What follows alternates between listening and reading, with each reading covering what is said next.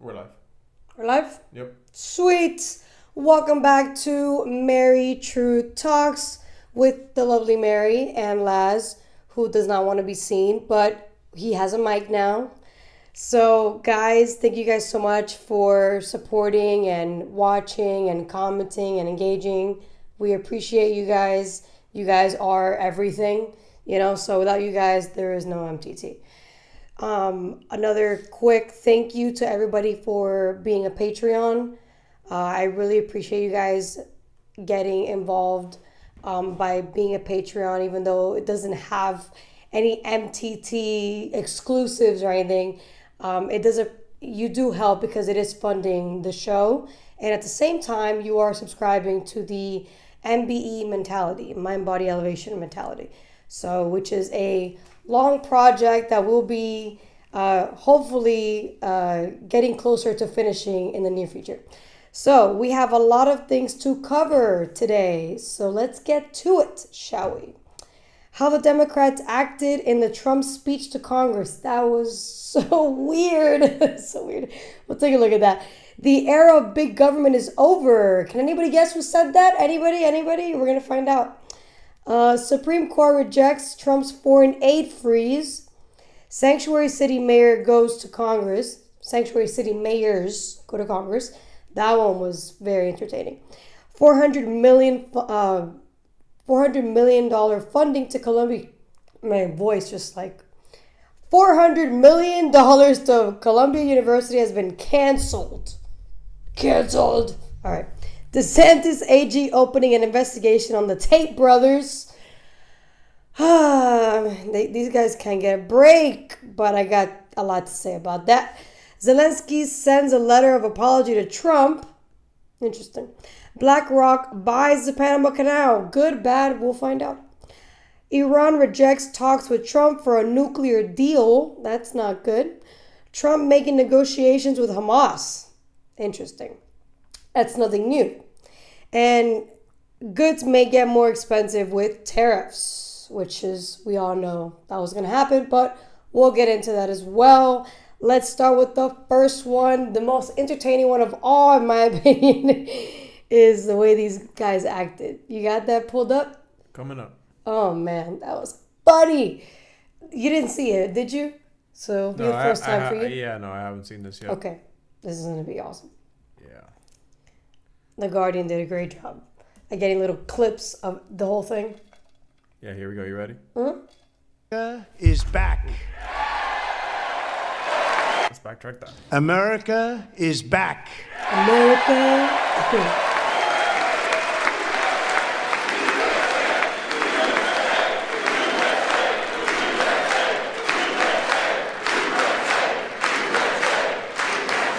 The split was crazy.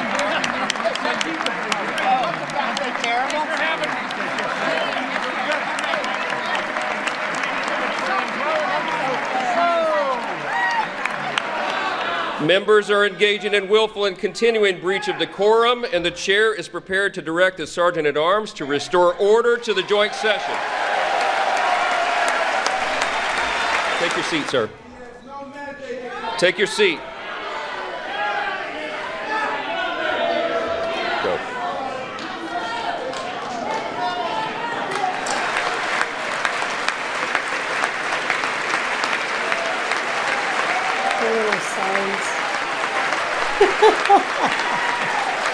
Once again, I look at the Democrats in front of me. Yo, what the hell is that? Hold on. Yo. What? That lady looks like a witch. What? The one with the purple hair. Oh, yeah. Super weird. What the hell? Super weird and Crazy. too old to be looking like that, but whatever. She looks like, that witch from Snow White? The one that gives you the apple? Yeah. But like a liberal version. And I realize there is absolutely nothing I can say to make them happy or to make them stand or smile or applaud. Nothing I can do.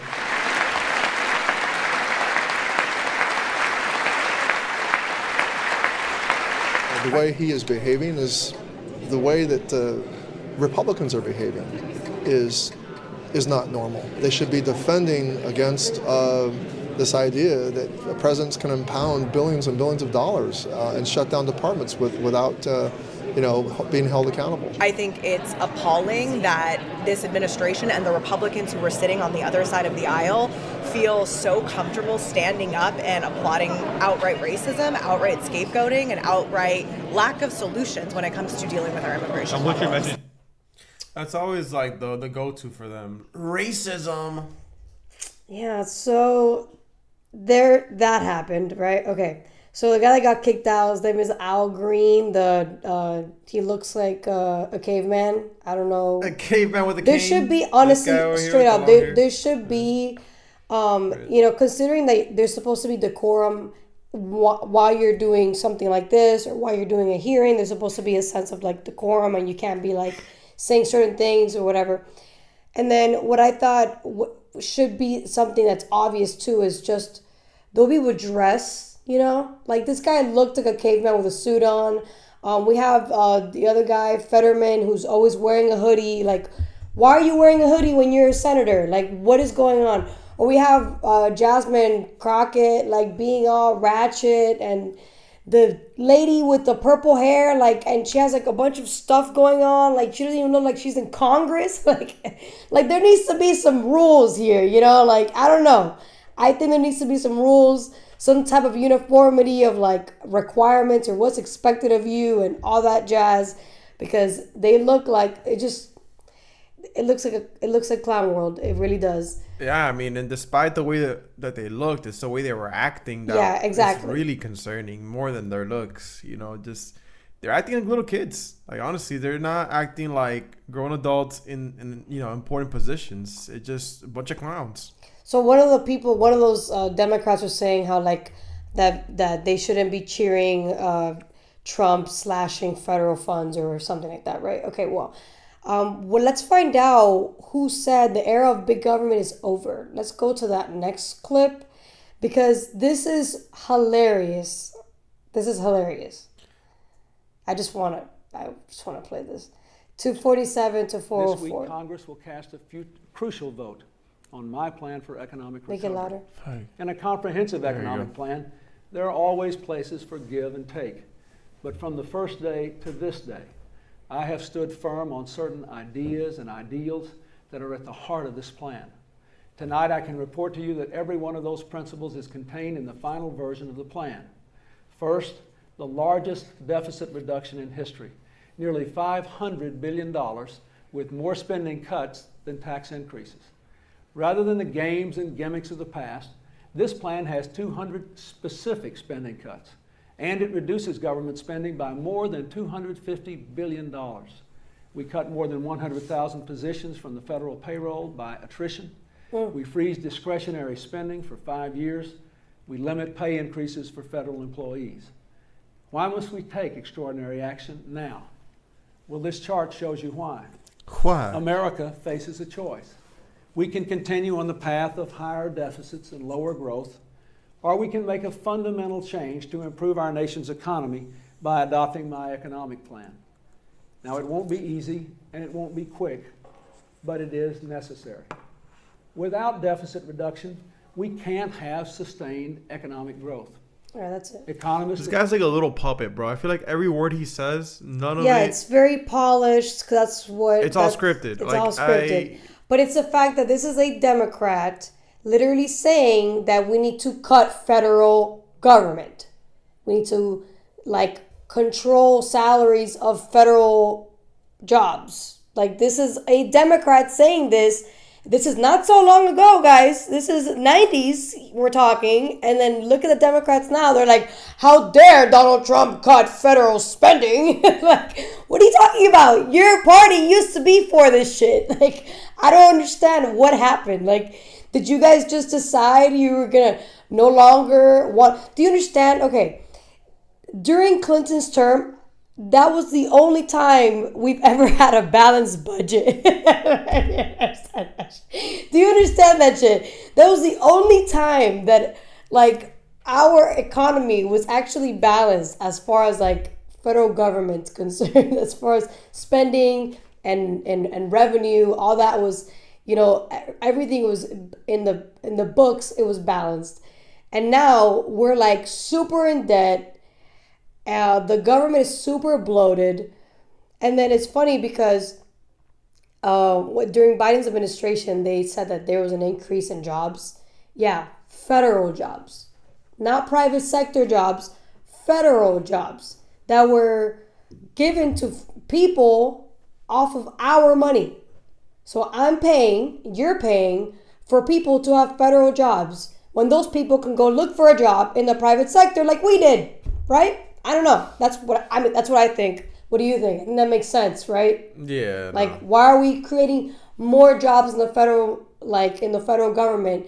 You're subsidizing private sector, and you're not allowing private sector to actually flourish naturally and allow them to hire, But whatever. Well, I think the Democrats lost their way, clearly. I mean, this is not so long ago, which I guess is not a bad thing for people that don't agree with them. So let's look at this next one. This is Clinton in the State of the Union address. The era of big government is over. Yeah, okay. It ain't leave. It's just beginning. He was controlling it for his time, but it didn't leave. What were you saying? That it didn't go anywhere. He halted it, but it didn't go nowhere. I feel like him and Bush were pretty much like the same president. Like it didn't seem like anything they were saying was actually like coming out of their brain. You get what I'm saying? All of it was basically scripted. And I get it. There is, for most presidents, they have to have something they have to read off of. But I feel like they just literally read word for word and didn't know what the hell they're even talking about. Especially Bush Jr. Yeah, Bush Jr. was Senior a retard. Senior is another story. That guy's a piece of work. But let's not even talk about him. All right, let's go. But we cannot go back to the time when our citizens were left to fend for themselves. What did you do?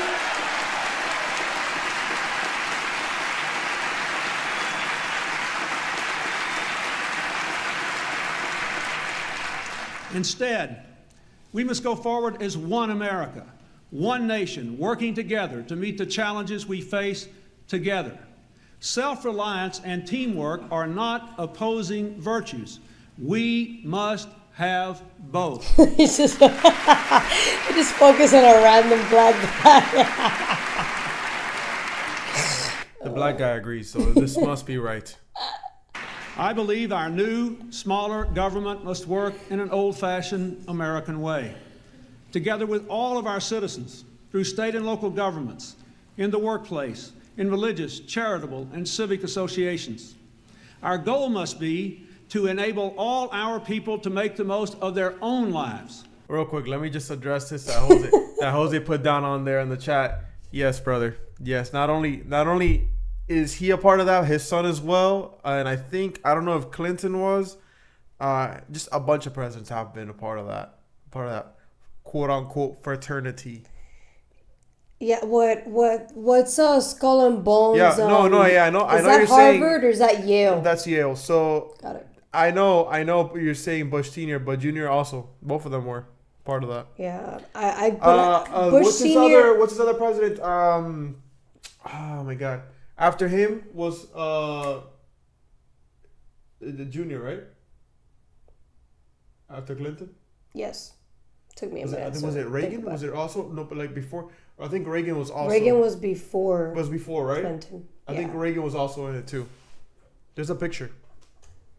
With stronger families, more educational opportunity, economic security, safer streets, a cleaner environment, and a safer world. To improve the state of our union, we must ask more of ourselves, we must expect more of each other, and we must face our challenges together. Everything about his speeches were everything together, united as a unit, collective. Like the keywords. But how are we gonna solve this? We get it. Okay, we get it together. But what's the actual action plan? Everything together. Everything united. They passed a huge. I mean, I don't know if we got there already. What It's up to 13. Are we almost there? Yeah, one more minute. Okay. He tells you. Here, in this place, our responsibility begins with balancing the budget in a way that is fair to all Americans.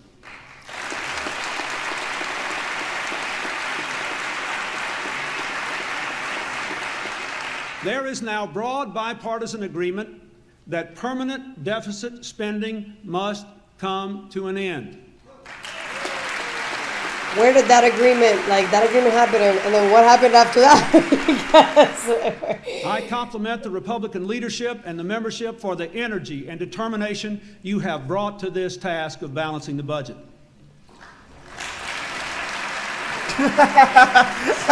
I just feel like they're clapping after every word, every sentence he says. Yeah. And it's like pre-programmed. Maybe My name is Bill Clinton. There's a sign. There's a sign that I says, am the president of the United States of America. Did you remember in Shrek when there was a sign that would say applause? Yeah, literally, that's exactly what that feels like. That's what it sounds like. All right, This is back before politics was entertaining. Exactly. Yeah, people wanted to go back to that. It's not going to go back to that, bro. Thank God. All right, let's continue. And I thank the Democrats for passing the largest deficit reduction plan in history in 1993, which has already cut the deficit nearly in half in 3 years. That's cool and all, but guess what? Y'all didn't maintain that. Democrats passed it. Y'all didn't maintain that, and now you're like totally anti balancing budgets and cutting spending. So, yeah, it's going to have to be the Republicans doing that one this time around. So let's move on to the next one. Democrats are very happy about this one. Supreme Court rejects Trump's foreign aid freeze. And of course, they're saying, because it was 4-5. And then the 4 Supreme Court justices that were dissenting, meaning that they disagreed with the ruling, were the 4 that Trump put in. So of course the Democrats are like, you see, they're always going to be ruling in favor of Trump. And it's like, okay, I'm always going to go back to FDR, because during FDR we allowed him to do a lot of stuff that made the federal government more powerful. So during his time, the Supreme Court allowed him to do whatever the hell he wanted, okay? So I don't understand why it's wrong for a Supreme Court to rule in favor of the president if they agree with the president, you know? It was okay when Democrats did it, so it should be the same way for Republicans. Whatever, that's neither here nor there. Point is, they rejected it because they wanted to go through the actual process. All right, let's take a look. Let's take a look. We do have some breaking news just coming in from the Supreme Court. I want to get straight over to CNN's Caitlin Polans, who's pulling together the details from us. And this has to do with President Trump's moves to freeze foreign aid. Caitlin, what's happened? Yeah, Kate, what had happened in the Trump administration is they turned off money going to nonprofits and contractors on foreign aid, people that were working with the organization USAID, the agency that the Trump administration was trying to shut down. And what the Supreme Court, what Trump wanted to do is he wanted a green light from the Supreme Court to keep that money shut off. It's being litigated at the trial level courts far below the Supreme Court. And what the Supreme Court just said is, we're not going to do that. We need the lower court to figure this out. There was a judge there who had set a deadline for the administration to pay up $2 billion by midnight of a day last week, was giving them less than 24 hours to do it. And the administration said, we can't just turn money back on like that. That's why we need the Supreme Court's help here to let us do what we want with our bills and just not pay them, freeze all the money that was outgoing. And now it's going to go back down to the lower court. But Kate, when you step back and look at what's happening in this order right here, it's 5-4, and the 4 dissenters of what is being done right now for Donald Trump, those people are all the conservative justices, and what they are saying is, we can't believe that this Supreme Court is going to override what the executive wants to do here and just give this lower court trial judge, Judge Ali in Washington, D.C. on the district court, the power to figure this out right now. So a big struggle between the court system and Trump as president ongoing that we're going to keep seeing happen in the courts. Kate? I was going to say, my take is like, this is not the last time this. No, that's pretty much it. Yeah, we don't really care what your take is, lady. Okay, so they're making it seem like this is like this like super like, oh my God, the Supreme Court said no to Trump. And that's, you know, it's like, dude, all the Supreme Court said was, bro, you're not going to skip through the process. You're going to stick to, you know, how you're supposed to do it and go through up the ranks of the court system and appeal and appeal and appeal until you get to us. And then we will decide whether we want to take the case or not. Because the Supreme Court decides what cases they want to take. They don't just take any case. So, you know, that's if they decide to take that case, if it even gets there to begin with. It might not. But the foreign aid freeze, this lady said it's a bill. And it's like, okay, if, it's not like it's like a main bill, you know? Like let's think of it in a microscopic way. We have our bills, but we have our permanent bills, which are things that we have to pay for no matter what. And then we have bills that you can remove. You don't have to be paying for on a monthly basis. And this is foreign aid is one of those bills that you don't have to pay for. We choose to pay for it. So I don't understand why, as the president, why can't he say, no, we're not going to pay for these bills. We don't want to pay for this anymore. Like, we're done. We're unsubscribing to these memberships that we don't use. You know, that's essentially how I see it. Of course, I get the part of, okay, but some of this money is needed to pay for these nonprofits because they need to eat, fine. But how many nonprofits need to eat versus like the rest of the money? You know what I'm saying? I don't know. Whatever. I think that needs to be litigated a little more, because just because Congress appropriated funds for a program does not mean those funds have to be used if that program is not really needed. So whatever. This is not going to be the end. They swear it is. It's not going to be the end. He's going to continue trying to fight to not pay foreign aid. So moving on to sanctuary city mayors to go to Congress. I've been waiting for this moment for weeks because I've been actually, okay, so the one that I've been really paying attention to is mayor of New York, mayor of Chicago, and mayor of Denver. I don't really know much about the mayor of Boston, but she was horrible. And I'm only going to give you some clips of everything, but it's awesome. And I think you should really watch it if you have the patience, because it is a 5-hour hearing. But it's incredible how corrupt these mayors are and how they're literally pretending like they're not when they know they are. It's you got to watch it. Take a look at this. We're going to do little clips. Yeah. And then react to each of them because it's amazing. The ranking mate. And it's the Yankees. No questions for you, Mr. Allen. Chair now recognizes Ms. Luna from Florida. Mayor Wu, does the Boston Trust Act restrict communication with federal immigration authorities regarding individuals' immigration status, yes or no? We do not collect immigration status in law enforcement. I'd just like to point out, and Mr. Chairman, if I could enter the Boston Trust Act into the record. Mr. Chairman. Without objection, so ordered. Thank you. Focus, Mr. On Chairman. section 4AA, a law enforcement official and employment of the city department, agency, or commission shall not, and then A, inquire of an individual on his or her immigration status. Under Title 8, U.S. Code subsection 1373 stipulates that local governments cannot prohibit or restrict communication with federal immigration authorities regarding individuals' immigration status, so your enforcement of this act is in direct violation of that statute. Can you please confirm? That is not the Thank you, truth. ma'am. That's the U.S. Code. I don't know about you, but U.S. Code does not lie. We do not ask about Mayor immigration Johnston, I'm not status, and that talking is to you what anymore. makes Next us safe in the question, city. Mayor Johnston, you said in your testimony that the first step you took after illegal aliens arrived was to provide them with housing. Is that correct, yes or no? Folks that were on the streets freezing to death, we gave access to shelter. Yes, we did. Thank you.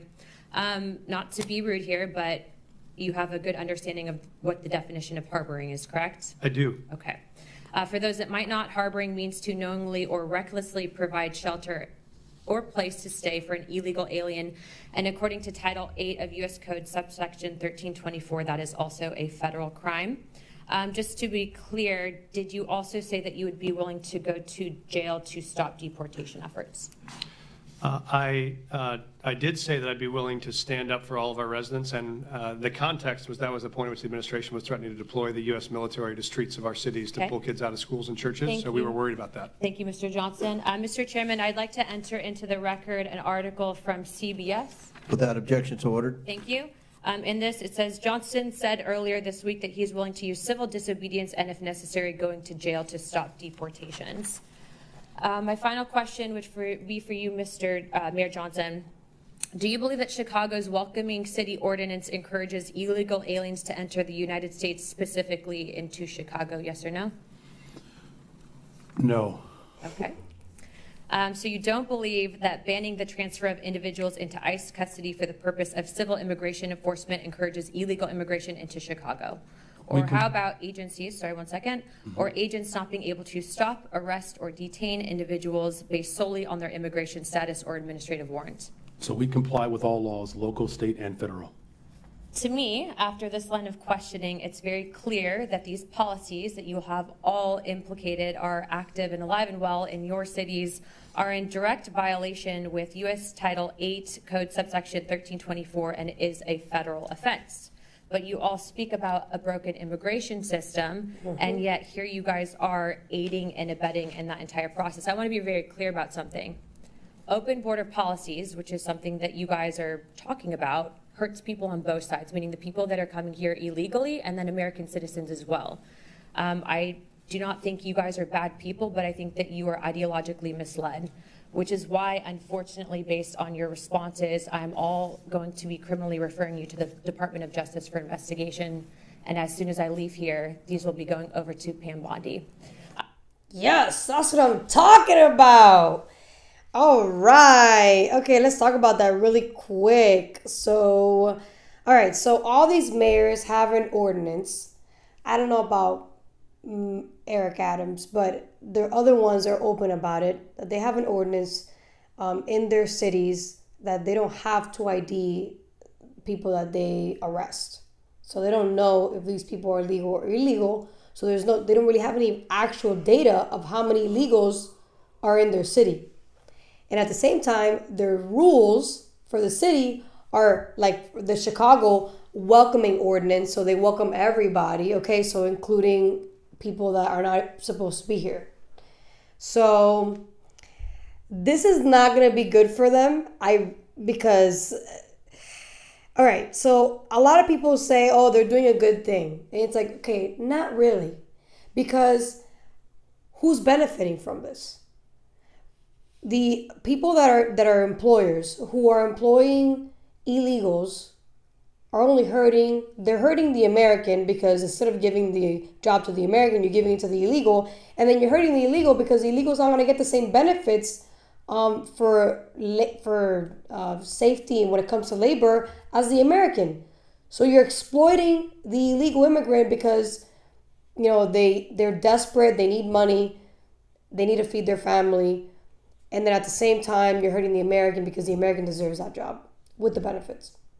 So, and then, it's like, so just double standard how we talk about, corporate greed. But when it comes to illegal immigration, corporate greed goes out the window, like, no, we have to help these illegals. So it's just very hypocritical. Let's take a look at the next one here. This one's, I wonder which one's this one. I don't remember. Oh, this one's crazy. This one's, this one went viral on X. This is awesome. This exposes the corruption. Series of questions. If you could answer with a yes or no answer, that'd be great.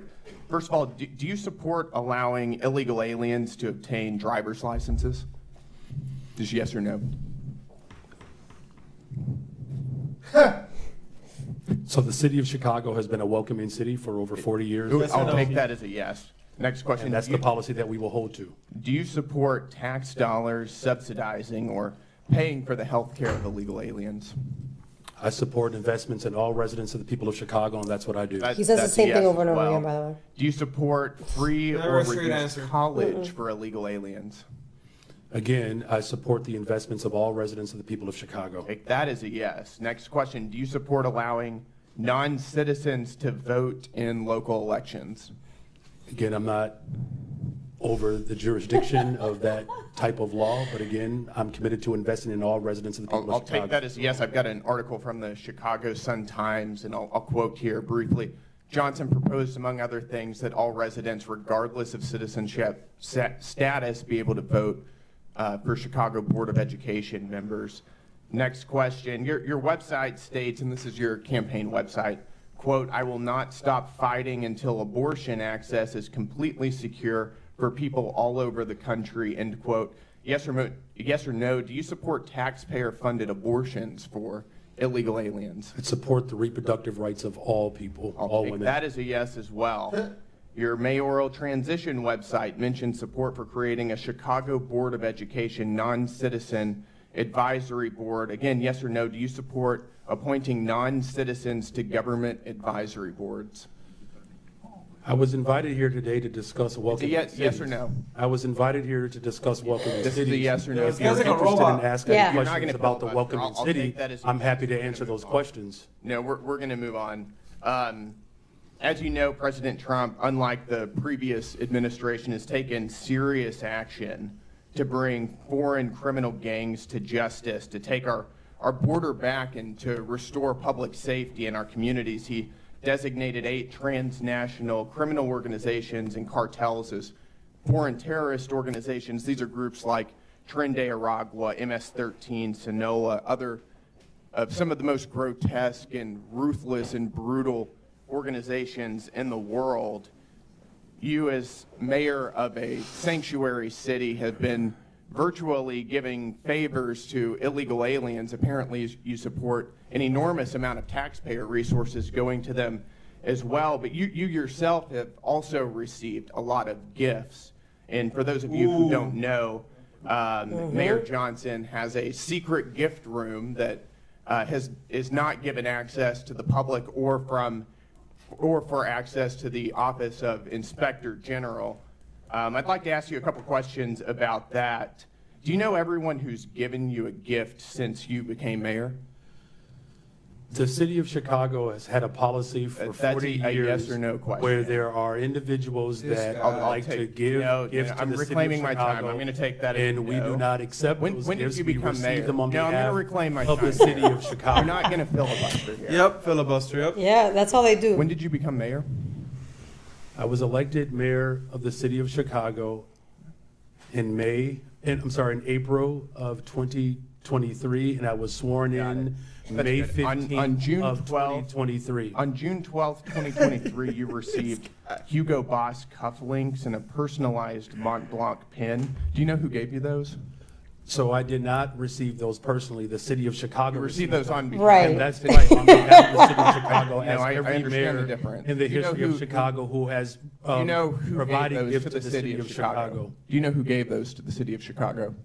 So again, on behalf of the city of Chicago, there It's are a yes gifts or no that are question. received, Do but I you- do not do you- accept. Those are not You my don't- personal so you gifts. don't know. Those are the gifts of the city of On March Chicago, 18th, and that's why you are aware that they exist, because they're Reclaim within my the law. time here, sir. On March 18th, 2024, you received a Gucci tote bag. Do you know who gave you that? Gave the city of Chicago that? Again, I was here and I was invited I'll also to take that as respond no. to the On March questions 19th, around 2024, welcoming the cities. I'm city of happy to Chicago answer any of those received Can't questions. turn down the Gucci bag, Gucci, man. Kate Spade purse, and Carucci shoes. Do you know who gave the city of Chicago those? Ooh. Again, I was brought. I'll I take brought that my as a no. energy I'm here reclaiming my time to respond here, sir. I am on behalf of the reclaiming city my of Chicago time. of This what a welcoming raises city serious ordinance is. ethical concerns. You are providing an enormous amount of aid to illegal aliens, aiding and abetting criminals who have come into our country illegally. And you yourself are receiving an enormous amount of gifts, and you won't even tell us who they're coming from. That raises Alright, that's good. We're serious done. ethical We have a concerns. 5-minute rule. Oh yeah, that was very that was good. Yeah, that was. I'm telling you, it's Crazy. gonna get entertaining. It gets more entertaining. By the way, guys, you thought that was entertaining? It gets better. The Republicans did fantastic. Their performance here was they annihilated those mayors and the left. All they did. I recommend you guys watch it. Trust me, I have way more clips, but I can't put them all. The Democrats literally all they did was attack Mayor Eric Adams, the New York mayor, because he's the only one that went against the whole open border thing when he got an influx of migrants and that he had never had that experience before, and he was mayor for the first time, and he handled it very well, even though he was getting a lot of backlash for like debit cards and allowing them to be at the Roosevelt Hotel, which I don't think Roosevelt would mind his hotel being filled with migrants. Anyway, all they focused on was Eric Adams, and then they didn't even touch the other mayors. They were just talking about how great they were. It's like, bro, this guy just filibustered the entire time we're talking about. So let's look at this last one, because this one's spot on. I was like, yeah. There's like 3 more though, which no, the 453, they go in order. You're going in order here. Yeah, I know. There's 3 more. Yeah, I know. The other 2 are Democrats. Oh, I see. Yeah. The best 2 Democrat performances are the ones I gave. I'm ready. This conversation. So, Denver Mayor Johnston. I'm a Colorado native, grew up in and around the Denver metro area, also Latino, grandson of an immigrant from Mexico, and I also served for 12 years in the U.S. Army, Colorado Army National Guard, and in the Denver metro area for another 10 years as a police officer. And unfortunately, as a Denver metro area police officer, I've seen firsthand how public safety in Colorado and in Denver is plummeting. When I started my law enforcement career, Colorado was ranked 31st in the nation for our crime rate. We were ranked 3rd in the nation last year. Wow. Denver, 6 years ago in 2019, they didn't even make the top 50 most dangerous dangerous cities in the country list. This year in 2024-2025, U.S. News and World Report ranks Denver as the 10th most dangerous city in the country. Wow. Denver has twice the homicide rate as San Francisco. We've lost more than 7,000 Coloradans to illegal drug overdose deaths since 2020, with a significant percentage of that coming from illegal drugs like fentanyl. And we know from criminal intelligence that in the Denver, Colorado area, almost all of that fentanyl is being trafficked by illegal transnational criminal organizations, the Jalisco Cartel and the Sinaloa Cartel. We've seen a massive increase. This is just a recent headline. We've seen an increase in Tusi, which is the drug of choice of Tren de Aragua in the Denver metro area. And we've seen headlines that show that overdose deaths in the Denver metro area remain stubbornly flat despite falling in pretty much everywhere around the country. In terms of violent crimes, Denver's had over 6,400 violent crimes, so that's including things like 689 sexual assaults, over 1,200 robberies, over 4,400 aggravated assaults, and again, depending on which database you look at, anywhere from 65 to 71 homicides. Again, double the homicide rate of San Francisco. So the first question to you is, for those homicides, do you know how many of those were committed by people illegally present in the country? Thank you, Congressman, and happy to answer that because I think you may have some bad facts. I'm happy to clarify. Bad facts. In terms of what's happening in Denver right now, is we know crime is down in Denver from last year to this year. Reclaiming my time, Meyer. Do you know? I do want to answer the question you phrased. Reclaiming my time. Do you know how many of those 65 to 71 homicides were committed by people illegally present in the country? And I'm happy to show all of the sources for my facts. We don't ask anyone's status at point of arrest. We do not know someone's status and when they're charged. Thank you. Thank you for the answer, Mr. Mayor. And I'm glad you've brought that up because as you can see displayed here, we actually have a training bulletin to the Denver Police Department dated January of this year, which pretty much says what you just said, which is that Denver Police Department is prohibited from asking for any information about the national origin, immigration, or citizenship status of any individual. And that's a problem because of the second item that we're going to display here, which is the standard FBI fingerprint card, something that I filled out for over a decade when I was a police officer, which has those items as mandatory fields, location of birth and then the citizenship. And so I've heard, being a cop in the Denver metro area, that police officers in Denver are being told not to fill out those mandatory fields in the FBI fingerprint card, which could potentially indicate why you're unsure of how many of these crimes are being committed by illegal immigrants in your city. So the second question is, will you allow Denver police officers to fill out all of the information on an FBI fingerprint card, to including asking for and recording the citizenship status? Thank you, Congressman. Right now, under city ordinance, we do not ask someone's status at point of contact, and that does not prejudice in any way our prosecution. We believe it doesn't matter where someone's from, Thank you, what Mr. crime Chairman. they've committed. So you're not so you're not filling out the FBI fingerprint card as required? Right now, we are filling out information when folks arrive, and none of that information prevents us from prosecuting them to the full extent of the law, which is what we do. Thank you, Mr. Mayor. So not filling out the FBI fingerprint card, which would directly contradict your statement that you want people who are illegally present in the country and committing crimes to be held to account for those crimes. And I think that the statistics that we've gone through in the space of crime show why Denver is specifically cratering in their public safety statistics as compared to major cities around the country. That's actually false. I can show you my statistics. And as a police officer, I am here to make sure that we are uplifting the voices of the victims of these crimes who are being taken advantage of in communities that provide sanctuary to dangerous illegal criminal gangs like Tren de Aragua, which your jail released just last week. We talked about somebody back into the community. We must take care of our victims. I brought legislation, the Uplift Act, to focus on this. We're here to protect the victims, and Mayor, I would ask you to join me in that. We've already done that. You'll We'll back. keep doing that. Thank you. Chair recognizes. He did great. And he's new, by the way. He's a freshman in this. So, isn't that crazy how... So, they passed that law, the Laken Riley Act. Congress passed that law recently, pretty much making it known to the entire country, hey, if you have illegals in your states or in your cities and they've committed a crime, then they need to be arrested and then deported. And these sanctuary cities, because they don't use the actual proper procedure to know whether these people are illegal, then they don't have to actually follow the Laken Riley Act. They don't have to follow it because in their ordinances, they don't have to identify the citizenship of the criminal. They don't care. Oh, you're a criminal? We don't care where you came from, though. You're a criminal, and that's good enough for us. Like, no, because then we don't know whether this criminal is illegal or illegal. If they're illegal, then there's another process, and we have to deport them to Guantanamo Bay or back to their origin country. But if there's no identification, how the hell are you going to know whether they're supposed to be here or not? And then you're literally, again, taxpayers are funding illegals to be in our prisons when they're not even supposed to be here. So let's move on to, these are the only two clips from Democrats I was able to find that were decent. Can we not do that? Can we just move forward? Okay, you didn't want to watch it? It's entertaining. I guess it's entertaining only for me. All right, so let's move on to this. The $400 million funding to Columbia University has been canceled. All right, there's two clips to this. Same video, two clips. Let's get started. The Hill. I like The Hill. They're centered.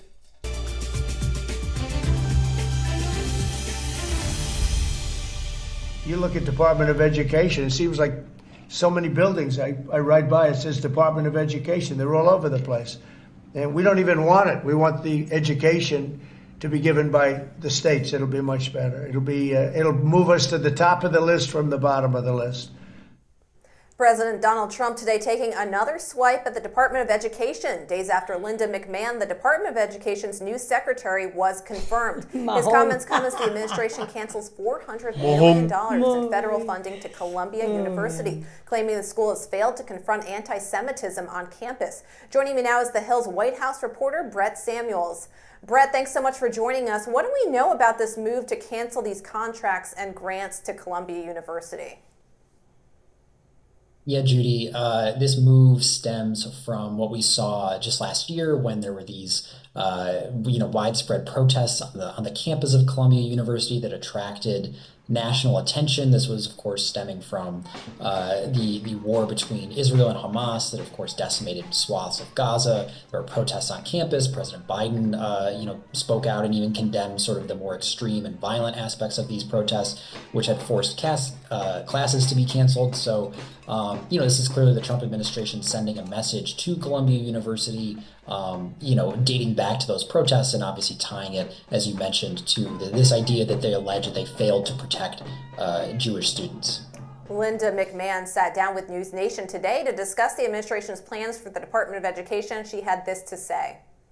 The mission, of course, is the same, and the president campaigned on this. He's been crystal clear that he wants to see the Department of Education closed, and he'd like to see it done sooner rather than later. But he understands that we need to work with Congress. There are certain things that are in statute.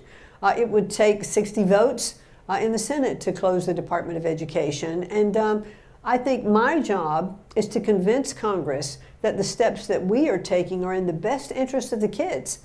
Yep. President Trump is eyeing an that's it. executive order to make major change. Yep, 100%. It is in favor of the kids. So I didn't even know. Department of Education also manages money going to universities. I did not know that. But then that also makes sense because what is that thing called when you are in college? What do you get like tuition? No, that money you get depending on like the income of your family. What is that called? Financial aid. Financial aid. There you go. Yeah, that also is controlled by the Department of Education. So I like the idea of sending it back to the states, which is what he wants. I don't see why that's supposed to be a problem. And then there are certain things that have to do with funding that would go to like Treasury or maybe Commerce or something else. But the idea of decentralizing the Department of Education is essentially how it was before. And then Jimmy Carter thought it was a bright idea to create the Department of Education, just like he thought it was a bright idea to sell the Panama Canal for $1. Clearly, God bless his soul, but he didn't make very wise decisions. As far as like, he didn't think future, just present. And you got to think about the future if you want to be a leader, much less a leader of a world or free country. And the Department of Education, ever since they've implemented it, it was because a lot of kids weren't graduating. So yeah, we allow now like more kids graduate versus before, but they're not learning anything. So it's like you're graduating with a piece of paper that says you know something, but you really don't know anything. You just, it's like a factory of you just, getting all these kids to pretend like they know something. They're acting like they're learning something in school for 8 hours a day, but in reality, you're just being indoctrinated. And by the time, it's like, we know it hasn't been that long. It's only been, 11 years since we left high school. It's not really long in the grand scheme of things. I remember we wouldn't stick to a topic. We would do a topic for a short amount of time, do an exam, move on to the next thing. Like, who the hell learns like that? And then it's like, oh, you learn because you passed the exam. No, that doesn't mean I learned it. It just means I memorized the information to pass the exam. And that's literally what these kids are doing. They're just memorizing information short term to pass the exam. And then once the exam is over and they passed it, you ask them about it and they're going to be like, I don't know, I don't remember. I just did it. I just studied for the exam. And it's like, you're not learning anything like that. So putting it back to the states, it's going to create competition within the states to see what state is better on education. And then overall, it's going to improve the education in the country in order for us to compete with the rest of the freaking world. Like, that's the problem. We need to compete with the world, and the Department of Education just ain't it. So let's keep moving to the next one, not that 819 clip, the next one. DeSantis AG opening an investigation on the Tate brothers. That was interesting. So this is an article I'm going to read to you guys really quick. So, of course, I saw when Tate went to PBD. If you haven't seen it, I recommend you go and watch it. As always, Tate is a character under Tate. And he's made himself believe he is that character. So, like, it's crazy. Like, he puts on the glasses and he becomes a character and he takes them off and he's still the character. Insane. So, Tallahassee, Florida.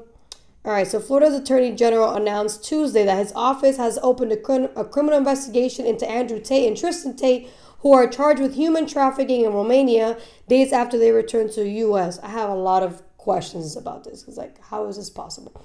Attorney General James Uthemeyer, is that how you would say his last name? Oh, snap. Well, we'll find out. There's a video. announced on social media that he directed his office to work with law enforcement to conduct a Uthmayer. We'll find out. They say his name. Conduct a preliminary inquiry into the Tate brothers based on a thorough review of the evidence. Apparently they have evidence now. I've directed the Office of Statewide Prosecution to execute search warrants and issue subpoenas in the now active criminal investigation into the Tate brothers. So now there's bro, these people, kill sopo, bro. They need sage. Like, they need to just cleanse. Okay, so Romania dropped the charges. They came to Florida. They were supposed to be here for like a vacation, and now in Florida, they're like, yeah, you guys are possibly guilty of these charges in Romania that haven't been proved to be true.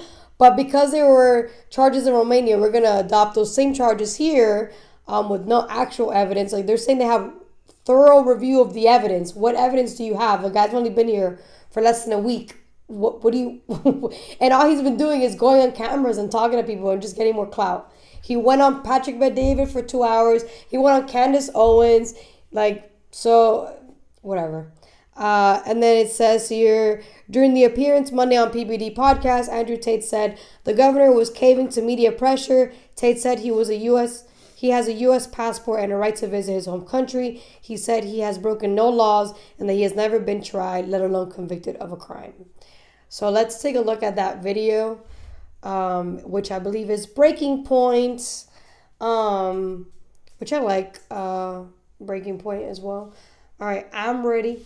To the Tate brothers, and so let me just say at the top, I have not had the time to explicitly parse every statement by Andrew Tate, every one of his human trafficking. What's up with this guy's teeth? I'm sorry, I gotta stop for a second. Like, are they fake? Maybe. I don't know. Focus on the content. Andrew Tate, every one of his human trafficking claims or all of that. I do know that he has definitely advocated some stuff that I definitely am against, of which I guess the Romanian authorities found and bear investigation. But the funniest thing that I have seen now so far is this civil war happening right now over Andrew Tate's basically fleeing/vacationing, according to him, back to the United States, and a split overall in the conservative movement, where many people, we've had Ali Bet-Stuckey on the show, for example, to be like, hey, actually, no, Andrew Tate is not really a male model at all for anybody who is conservative or wants to see like family life, or, you know, I could go down the list in terms of so many of the different things that the guy has said. But the split now has opened up a fight legally here in America, where the Attorney General of the state of Florida said he is going to pursue an investigation of Andrew Tate, specifically around these human trafficking allegations. Let's take a listen. Yeah, look, these guys have themselves publicly admitted to participating in what very much appears to be soliciting, trafficking, preying upon women around the world. Many of these victims coming forward, some of them minors.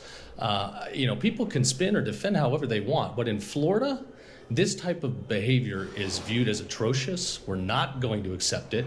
They chose to come here and set their feet down in this state, and we're going to pursue every tool we have within our legal authority to hold them accountable. So we are in the process today. We have secured and executed subpoenas and warrants, and we're going to continue to move forward with full force of law. This is an ongoing criminal investigation, and we're going to use every tool we have to ensure that justice is served. Do you open a criminal investigation?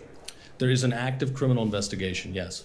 Do you believe that can you give me any details of what? I can't comment on a pending investigation, but what I can tell you is if these guys did criminal activity here in Florida, we will go after them with the full force of law and hold them accountable. So the Florida Attorney General saying there was an active criminal investigation. Andrew Tate then responded. Let's put this up there on the screen. He put out his tweet saying, Ron DeSantis is attacking me because he was worried I would support Byron Donalds over his wife, knowing I have monumental political weight and trust our commander-in-chief, Byron Donalds should definitely win. They attacked me to prevent me from destroying his wife's political ambitions. Interestingly, I had no interest in Florida politics until I learned how communist the DeSantis administration is. Game on. Well, it might surprise everyone to learn that Actually, even Byron Donalds not really playing ball with all this. So, guys, can we go ahead and play E3, please? Of course he's not. He's trying to run for governor. Tate and his brother Tristan, because in Romania, where they just came to Florida from, there were charges of rape, sex with minor, and human trafficking. Do you support the Attorney General's actions here? I do. I think those allegations have to be fully investigated, and then we go from there. The key thing is we don't tolerate the trafficking of women or, frankly, the abuse of women. We do not tolerate that. So if the Attorney General finds cause under Florida law to investigate that, then I wish him the best, and I support whatever he's going to do on that matter. Are Andrew and Tristan Tate welcome in Florida? No, quite frankly, not. Because if you listen to some of the dialogue, I find it to be demeaning and disgusting. That's not about being an alpha male. It's not about being a strong man. What they stand for, in my view, is something totally different. Whew. All right, so Byron is actually backing up the Attorney General here. So, bit of a plot twist. And Andrew is now saying, Andrew Tate says, let's see, E4, can we put that on the screen, please? He is now claiming that his flight to the United States is his flight to the United States was just vacation. It's a strange feeling to be so adored that we go on a 2-week holiday in Miami. The entire Jose's world like, yeah, talks they're about definitely It's fake. wild. Yes, I'm guys, going back okay, to they're Romania fake. in a few days. Anyway, Poor so guy, man. There we go, Crystal. Before I play, I'm trying to listen to what he's saying, but like all I see is teeth, and not even real ones. I like his perspective though. But yeah, no, I mean, yeah, for sure.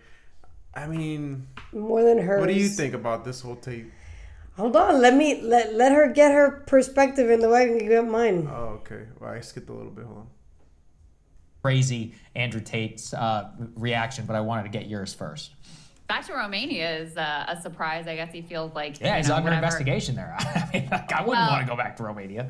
I mean, maybe he feels like, because I mean, it looks very much like the Trump administration intervened directly with the Romanian government. So maybe he feels like he's got more protection in Romania at this point, courtesy of Trump and Rick Grinnell in particular, than he does clearly in the state of Florida. I mean, I don't know if you guys have seen the videos floating around, both of things that he has said, which, you know, if true, if acted upon, certainly would constitute criminal behavior, or some of the alleged videos that are floating out there of actual abuse. I mean, it truly is horrifying. So for a party that has any semblance of caring about family values, you can understand why there's some contingent that's like, you know, maybe this guy really isn't the role model that we want to embrace here.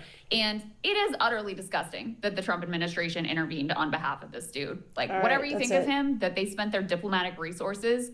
Okay, all right. I'm ready for my Jose says perspective. his girl's shiny. Oh, God. All right. She look like she got that butter skin. So put me back on that screen, Hold on now. buddy. Yeah, she got damn. Look at her jaw. Yeah, I Damn. know.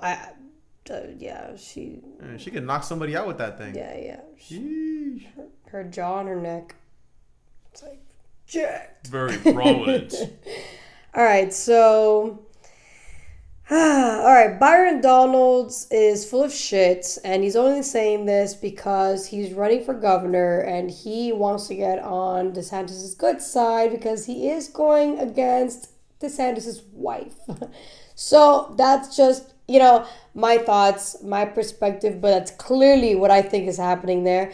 And then, of course, because now the AG is putting a spotlight on Andrew Tate and Tristan Tate and their allegations in Romania, they're now putting that, you know, back onto the surface. Now everybody's talking about Andrew Tate again, and because he wasn't being talked about for a bit, right? If you guys didn't notice, and then now he's back again into the spotlight, you know, back with his case of like, oh, he's a rapist, he's a misogynist, he abuses women and whatever. It's like, listen, bro, I don't care what you think as far as like, oh, he's not like a good model for men. I don't agree with that.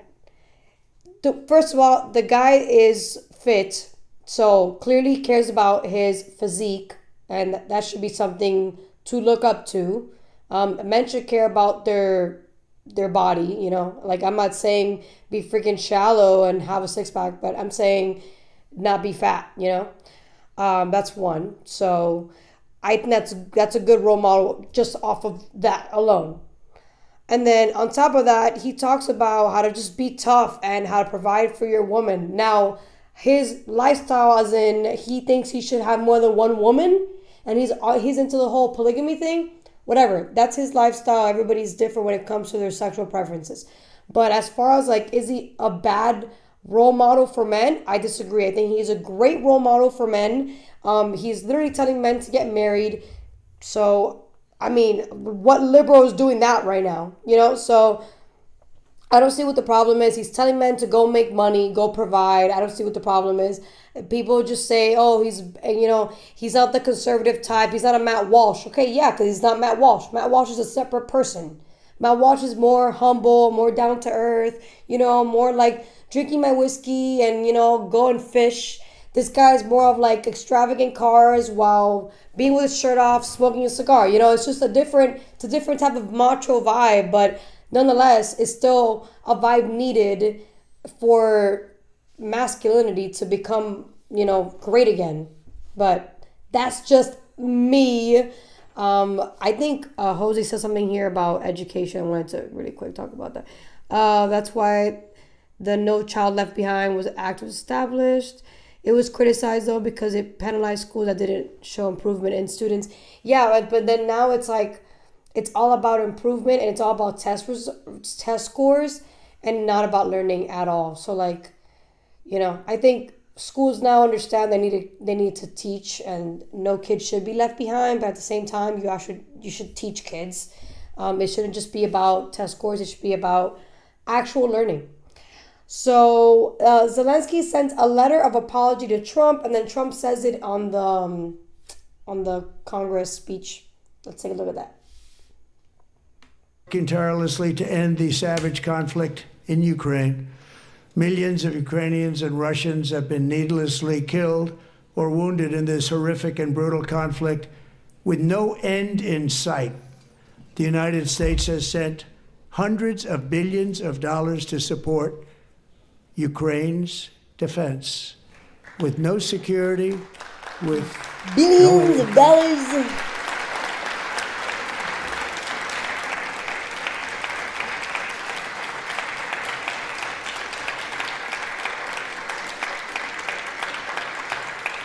Do you want to keep it going for another 5 years? Yeah, you would say Pocahontas says yes. I remember that.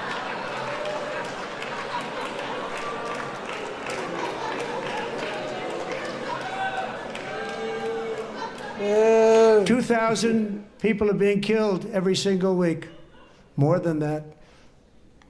They're Russian young people. They're Ukrainian young people. They're not Americans, but I want it to stop. Meanwhile, Europe has sadly spent more money buying Russian oil and gas than they have spent on defending Ukraine, by far. Think of that. They've spent more buying Russian oil and gas than they have defending. And we've spent perhaps $350 billion, like taking candy from a baby. That's what happened. And they've spent $100 billion. What a difference that is. And we have an ocean separating us, and they don't. But we're getting along very well with them, and lots of good things are happening. Biden has authorized more money in this fight than Europe has spent by billions and billions of dollars. It's hard to believe that they wouldn't have stopped it and said at some point, come on, let's equalize. You got to be equal to us. But that didn't happen. Earlier today, I received an important letter from President Zelensky of Ukraine. The letter reads, Ukraine is ready to come to the negotiating table as soon as possible to bring lasting peace closer. Nobody wants peace more than the Ukrainians, he said. My team and I stand ready to work under President Trump's strong leadership to get a peace that lasts. We do really value how much America has done to help Ukraine maintain its sovereignty and independence. All right, that's it. Regarding the agreement on mineral. All right, so I mean, we all know that the reason why they did that was because he cut aid. He's like, yeah, after your terrible behavior in the Oval Office, we're gonna cut all aid to you guys. So either you make a deal or you're screwed, And I think that was. I mean, what do you call that? When you. I think Zelensky thought that Trump was gonna be cakewalk kind of. And he knew it was probably going to be a little tougher, but he thought he was going to get his way just like how he did with Biden. But when he realized that Trump wasn't messing around and we will cut the aid, that's when he really just retracted everything he said, basically. Yeah. Made himself look like a fucking... little weasel. A dumb fuck. I mean, that's what he is at the end of the day. So. At the end of the day, that guy doesn't know nothing about politics. He was a freaking entertainer before he was a political so was figure. Reagan, but Reagan has class. But he was a clown. This guy was a clown. This guy was literally a clown. If you go in the past to see what he used to do, he used to be in a comedy show. He used to be a stand-up comedian, but it was like drag stand-up comedian. Yeah, it was drag. And he would just make a fool of himself. Yeah. You know? Yeah.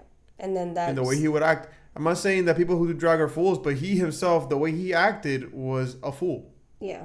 He acted a fool.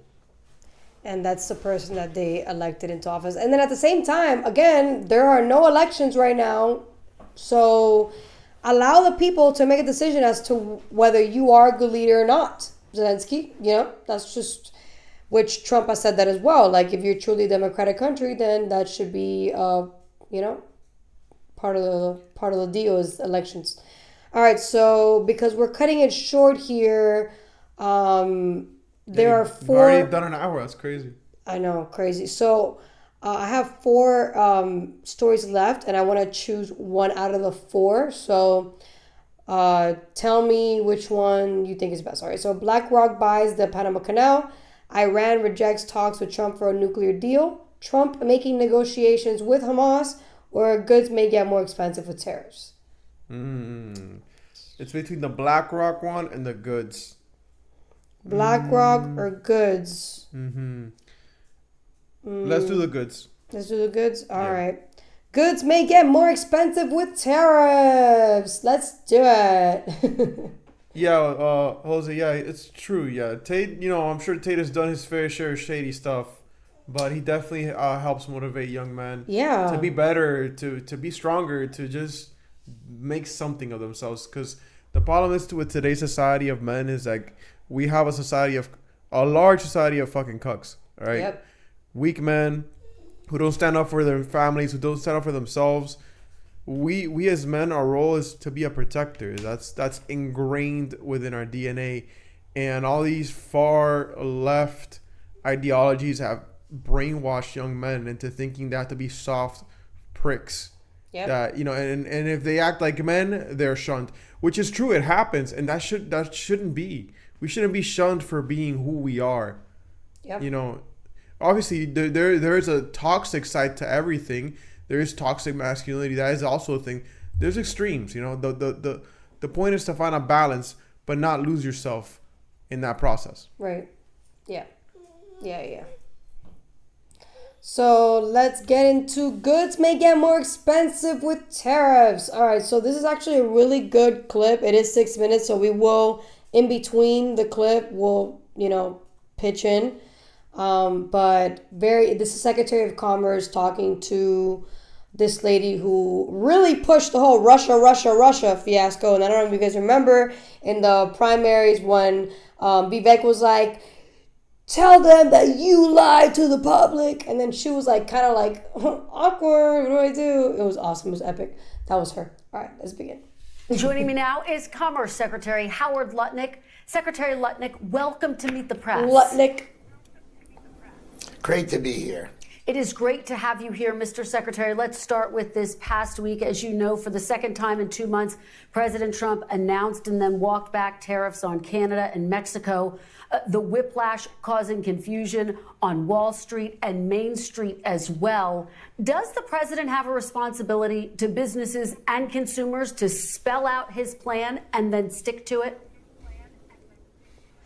You have to remember, this is a drug-related issue. You've got fentanyl pouring into this country, killing 75,000 Americans, autopsied.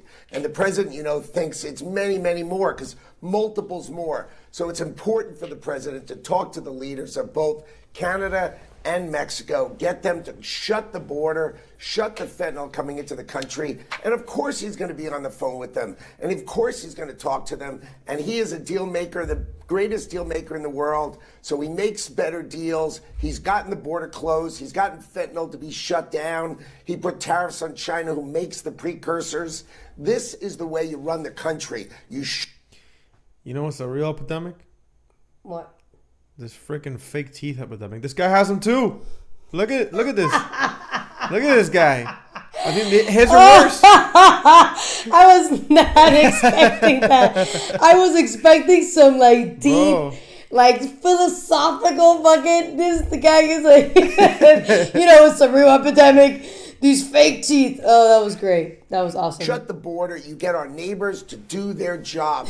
It's not only us who has to do their job. Why are our neighbors who live and breathe off our economy not taking care of America? Mr. Secretary, one death from fentanyl is too many. I think everyone agrees with that. One scintilla of fentanyl coming across any border is unacceptable on any level. It is worth noting that less than 1% comes over the Canadian border, 97% come over the border from Mexico. If this is the crisis that you just laid out, why is President Trump hitting the pause button? Why not go full bore with this? Well, what he did was we have a deal with Canada and Mexico. It's called U.S.-Mexico-Canada Agreement, USMCA. And that says if there's a certain amount of American product in those products, and it's done a certain way, they can trade with America tariff-free.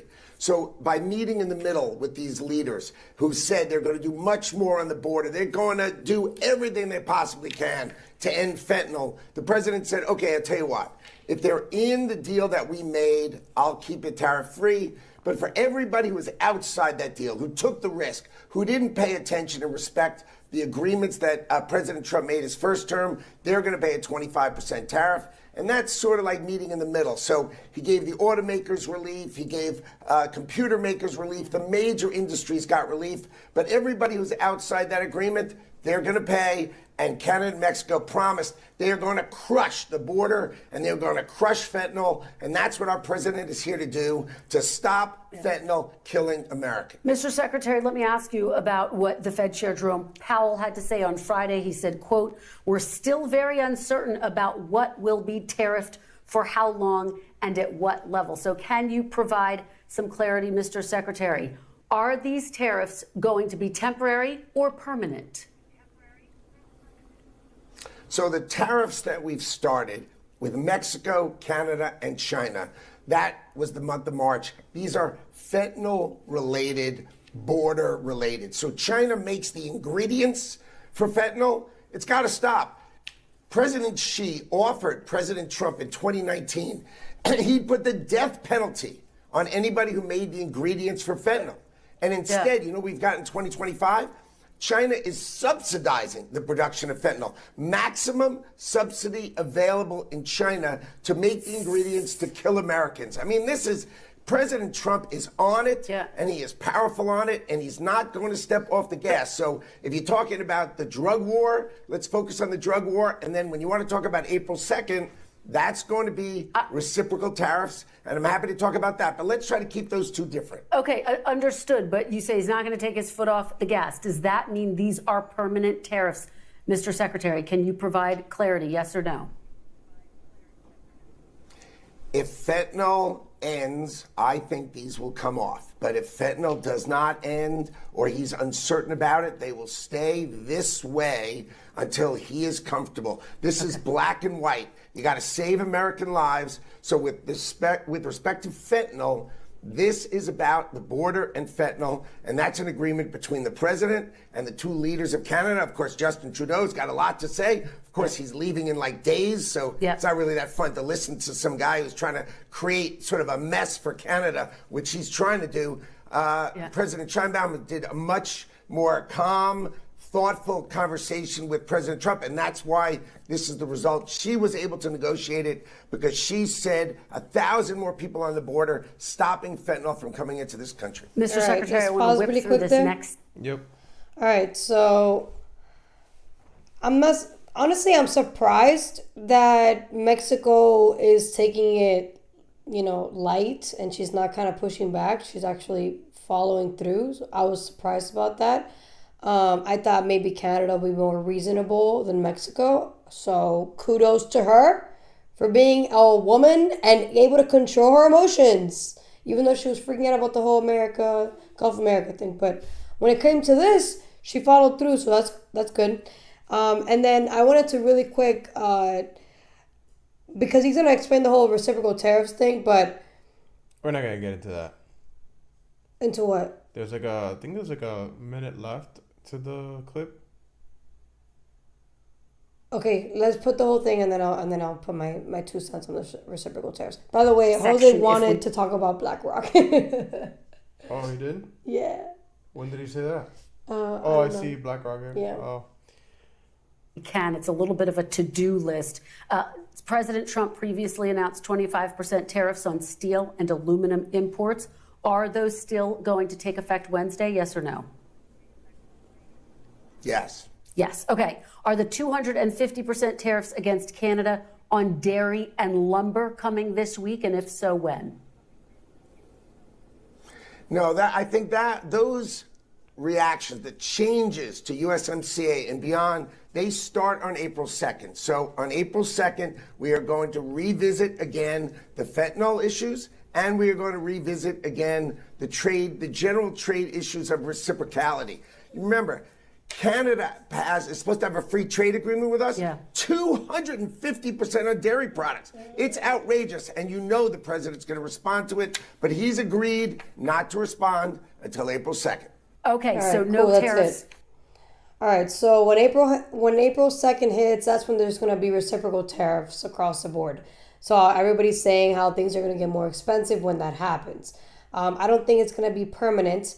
And at the same time, I think it's also an opportunity for people that want to invest, because right now the stock market is down, so things are cheaper if you want to buy. Same thing goes for real estate. People are selling their houses for way cheaper. And you'd see, if you're one of those people like me that likes to go on Zillow or Realtor just to see what the pricing costs in your area, at least here in Miami where things are expensive, people are selling their houses for way cheaper because they want cash right now. So I see that as a good thing. I see that as an opportunity. A lot of people are going to think of it negatively as for groceries are going to go up. Bro, groceries have been going up even before tariffs. So I don't see why this is any different. There's a quote, I'm not sure, I'm going to butcher it here, but in every disaster or in any negative event, there's always going to be an opportunity to those who see it as an opportunity. So I see this as an opportunity to invest, and then those who want to invest, same thing, see that as an opportunity. And then from now on, because the daylight savings happened today, and we're on the East Coast, we're going to start doing this at 8 p.m. every Sunday versus 7 p.m.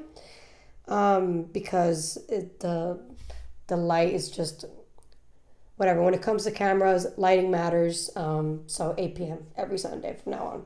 So guys, thank you guys so much.